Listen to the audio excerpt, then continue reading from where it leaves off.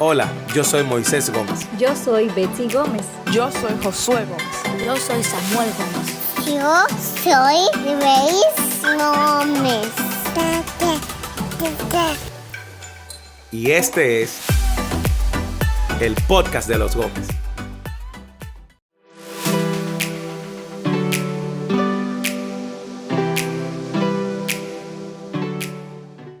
Hola, yo soy Betsy. Yo soy Moisés. Y continuamos en la serie titulada Una vida al revés, basada en nuestro libro. Hoy nos acercamos al capítulo 3, que se titula El Evangelio lo cambió todo. Y vamos a comenzar a explorar cuáles son los aspectos prácticos de cómo Dios fue transformando nuestras vidas y cómo Dios puede transformar la tuya. Yo creo que este episodio y este capítulo, como pensamos y vimos en capítulos y episodios anteriores, empezó a darle forma a la transformación que Dios iba produciendo en la medida que íbamos entendiendo el Evangelio. Como vimos en el episodio anterior, en el capítulo anterior, fue justamente el poder conocer ambos lados de la cara del Evangelio, de la moneda del Evangelio, las dos caras, nos fue dando entonces un entendimiento mayor de nuestra necesidad del Señor y de aplicar esa verdad en nuestras vidas. Exacto, yo creo que este es el episodio de las confesiones. Aquí vamos a quitarnos toda apariencia de que todo estaba bien, porque no era así.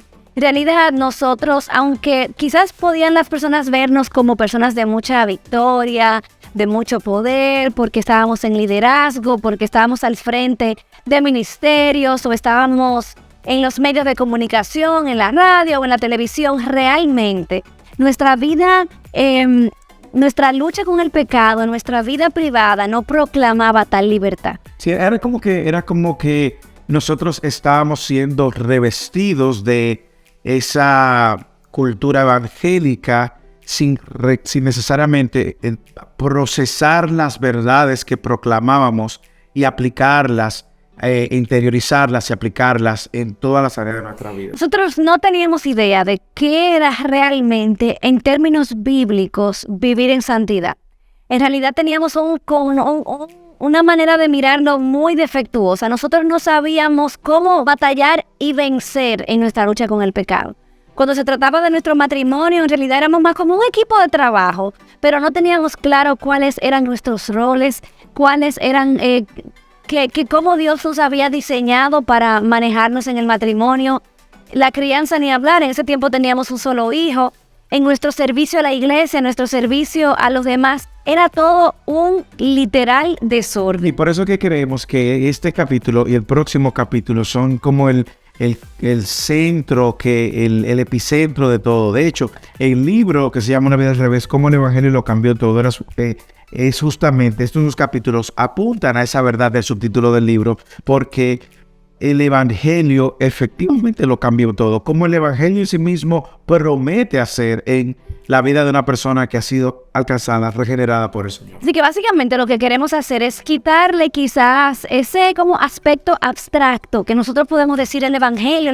Estamos tan cansados que como de oír esa palabra, que es como un evangelicoide, como que no realmente no entendemos de qué se trata. Y yo creo que el centro de todo esto es que nuestro entendimiento defectuoso de la obra de Cristo, como sinónimo del Evangelio, en realidad daba como resultado una vida defectuosa. Entonces comenzamos las confesiones. ¿Cómo era tu vida defectuosa? O sea, ¿cómo tú ves eso en el Moisés de ayer? Mira, yo creo que tiene muchas capas, desde múltiples perspectivas. Lo primero era la manera como yo veía el pecado de manera personal. Uno puede tener una perspectiva o muy ligera del pecado o puede tener una perspectiva muy condenatoria del pecado, muy legalista del pecado, y ambas, sin duda alguna, van a terminar afectando la manera como tú disfrutas la obra que Dios ha hecho en tu vida. Y poniendo al hombre en el centro. Poniendo al hombre en el centro. Lo segundo es la manera también como yo sacaba la luz o confesaba mis pecados.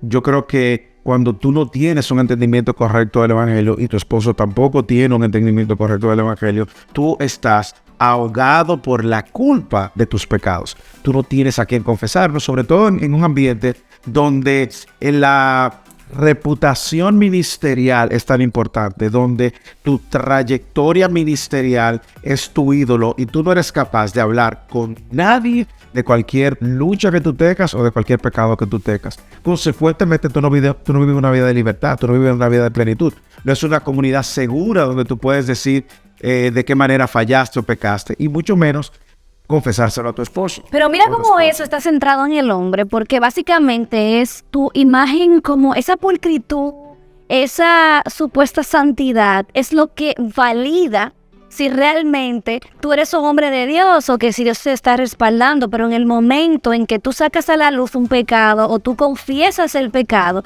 en ese momento ya pierdes el respeto. Entonces todo esto es, realmente parte de un entendimiento tan defectuoso del evangelio. Y como hablábamos en el episodio pasado, si no lo has visto, te invitamos a verlo. El mismo hecho de no entender que en realidad nosotros no simplemente, vamos a pecar porque somos pecadores. Realmente esa es nuestra naturaleza. Es nuestra naturaleza. Y también, Betsy, eso no significa que nosotros no pecábamos o no fallábamos. Sí, pecábamos y fallábamos. Y cuando el pecado salía a la luz, era como si la Segunda Guerra o la Tercera Guerra Mundial había caído. Era un escándalo donde todo tu entorno se horroriza de que tú has pecado.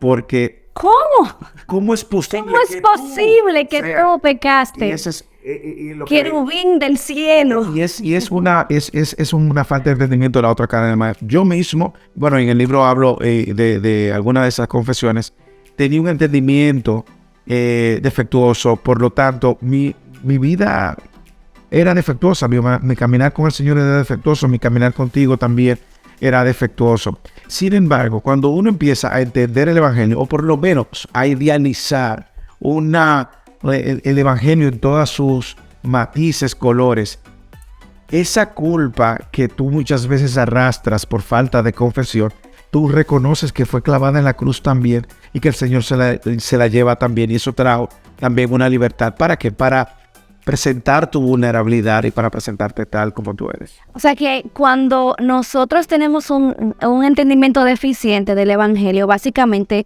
en un aspecto como el que tú confiesas, que lo hablas más ampliamente en el libro, cuando tú confiesas el pecado, en lugar de ser una declaración de victoria, es una derrota. Completamente. Es simplemente, es como si echaste para atrás en tu vida cristiana. Y cuando tú estás en un ambiente donde no se entiende el Evangelio, pues usualmente tú vas a cargar con las consecuencias todo el tiempo de eso, la consecuencia de ese pecado. Ese pecado se va a convertir en tu identidad, ese pecado te va a marcar para siempre, y consecuentemente tú vas a ser desechado o apartado, o en algunos casos vas a vivir con la culpa, como hablamos en el libro. En el caso tuyo. En el caso mío, tú quieres que yo confíe.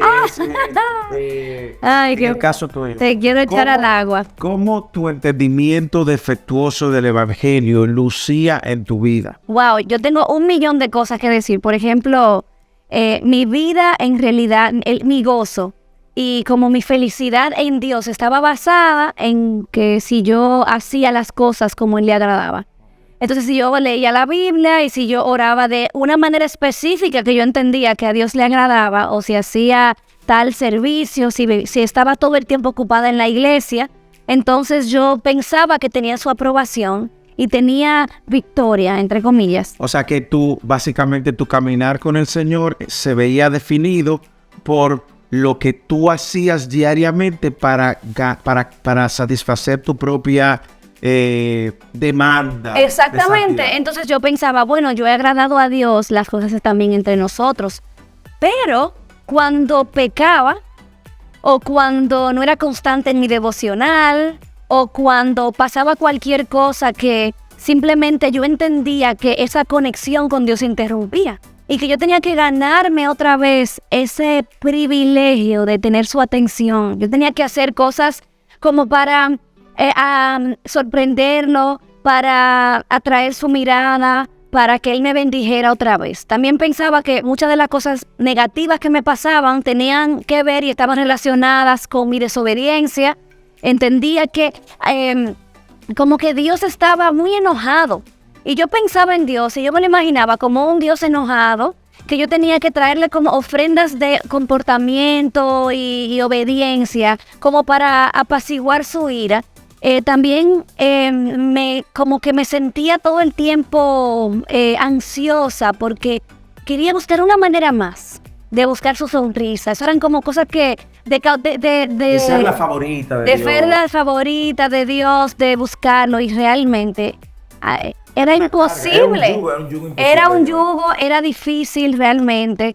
Aparte de eso también, yo no me daba cuenta que mi entendimiento defectuoso del evangelio también estaba poniéndome en el centro. Sí. O sea, era como mis sueños, mis deseos, mi idea de lo que era ser una mujer victoriosa estaba por encima de cualquier cosa. Entonces yo no consideraba para nada, porque cómo mi vida podía responder a la buena noticia del evangelio. Y tú sabes algo interesante que nos pasaba, me pasaba a mí también, era que nosotros éramos capaces incluso de usar términos del evangelio. Por ejemplo, la adopción. ¿Cuánto no hemos usado el término de adopción? El tema también de la propiciación. Pero déjame decirte que muchas de esas Terminología. entendimientos y terminologías, o sea, uno simplemente como que las decía como palabras domingueras, pero no tenían nada que ver con nuestra vida real. Y de eso hablamos en el capítulo siguiente. De eso hablamos del capítulo siguiente, que tanto este como el próximo capítulo nos ayudan a entender muchas de esos conceptos que la Biblia habla, para darnos imágenes que nos ayuden a entender del evangelio, nos ayuden a entender el evangelio. Algo que nosotros escribimos en el libro, en la página 50, si usted puede buscar su libro y acompañarnos, leerlo. Hay un párrafo que dice, básicamente luego de hablar, de presentar a Romanos capítulo 8, versículo 15, donde dice que no hemos recibido un espíritu de esclavitud para volver otra vez al temor, sino hemos recibido un espíritu de adopción como hijos. Hablando yo a la luz de la confesión que hago en el libro y de cómo la culpabilidad me perseguía.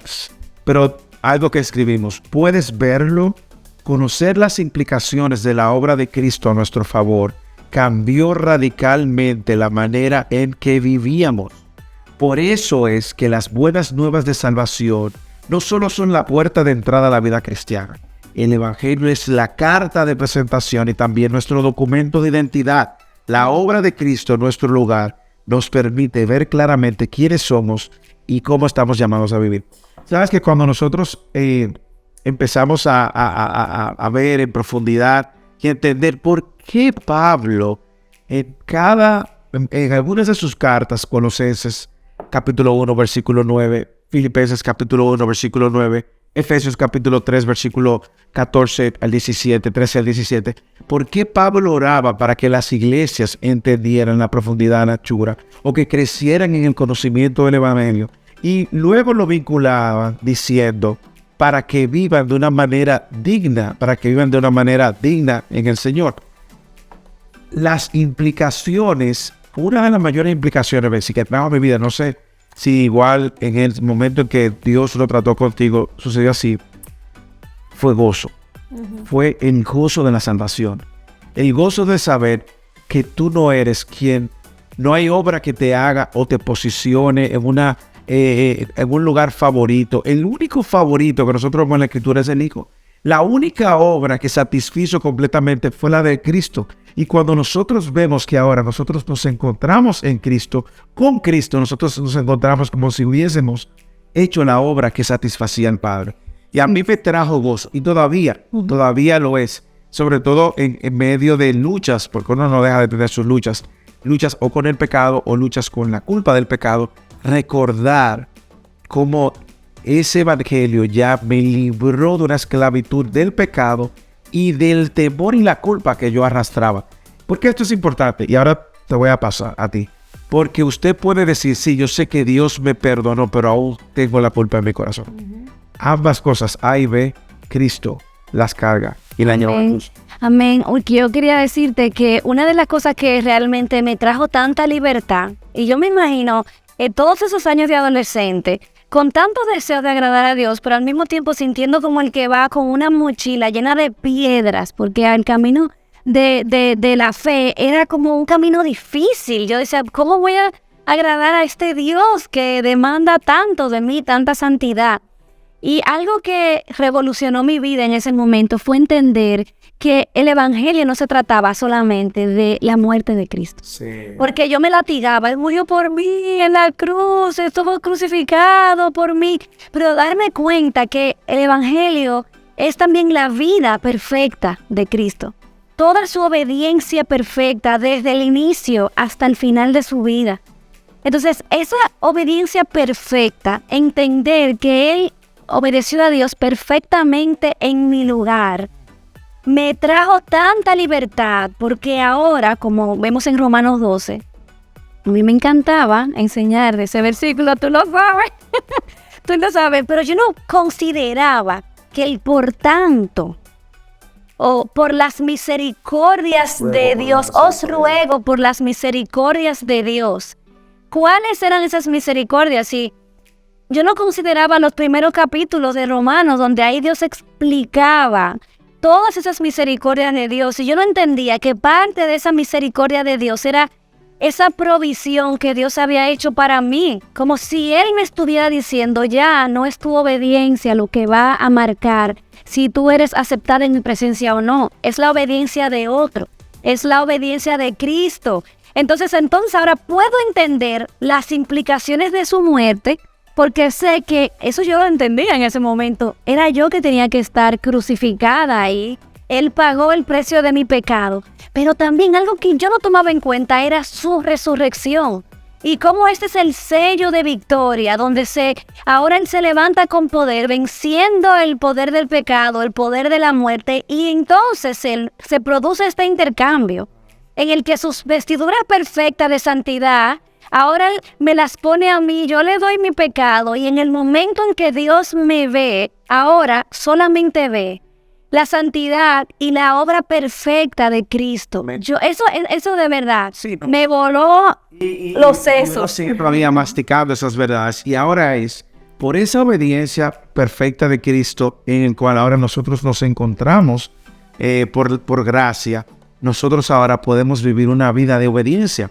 No para ganarnos un lugar favorito, sino como resultado de esa transformación que Él ha producido en nuestros corazones, que nos invita ahora a obedecer. Y como yo lo he dicho anteriormente, probablemente no vamos a obedecer perfectamente porque Cristo lo hizo perfectamente, pero sí podemos ser diligentes en obedecer Así es. a lo que el Señor ha llamado. Y por eso Pablo en Romanos 12 dice, por esa misericordia, os ruego que presenten su cuerpo como sacrificio vivo. Exactamente. Y ahora nosotros podemos hacer de nuestra vida de obediencia una vida de adoración que trae gloria al nombre de Él. Y no gloria a nosotros, sino gloria al nombre de Él, que a pesar de nosotros ser quienes somos. Yo como pastor, uno tiene muchas interacciones y uno encuentra personas que todavía no pueden entender cómo le fallaron a Dios.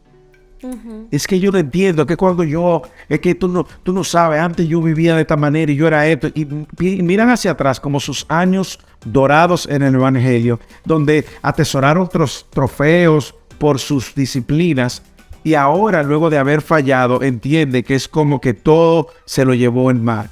Bueno, es una falta de entender cómo la gracia de Dios opera primero, y cómo la vida de obediencia no es para tener trofeos ni medallas, es para traer gloria y adoración a nuestro Señor que nos salvó. Ese capítulo es la plataforma y de hecho tuvimos que escribir 2 capítulos con el mismo título, pero nosotros podemos elaborar una definición del Evangelio. Quisiéramos saber si usted pudiera, sin leer la definición del Evangelio que pudimos ver, si usted pudiera articular el Evangelio. No porque es un examen y no porque usted sería mejor si hace una buena y elaborada definición del Evangelio. Y de hecho, aunque pudiéramos leer nuestra definición del Evangelio, queremos que usted haga ese ejercicio en su casa.